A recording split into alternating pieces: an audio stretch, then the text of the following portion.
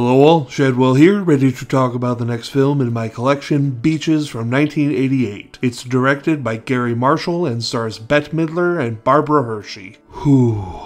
Breathe, Shadwell, breathe. I am bound and determined to make it through this review without crying, choking up, or having a slight quiver in my voice. It's going to be a challenge, but I am up for it, and I should also mention that I'm going to do my damnedest to make this a spoiler-free review of Beaches, or at least no talking about the last act, so if you've come to hear about that, I'm sorry to disappoint.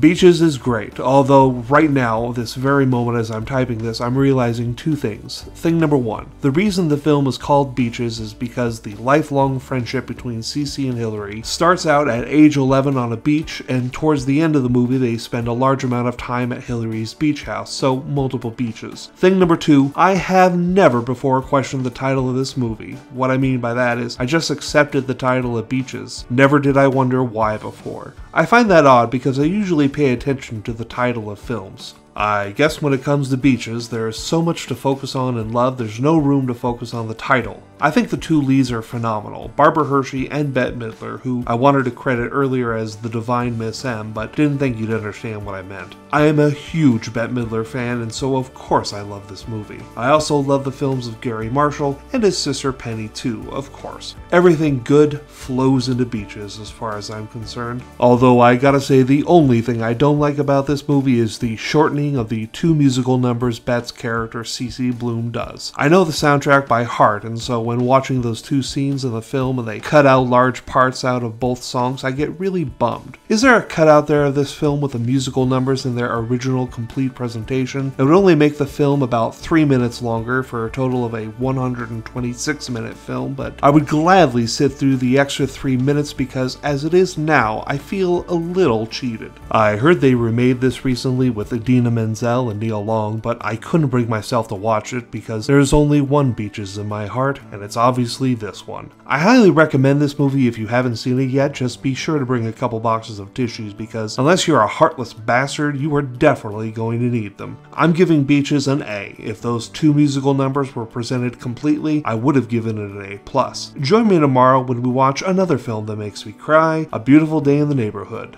See y'all then.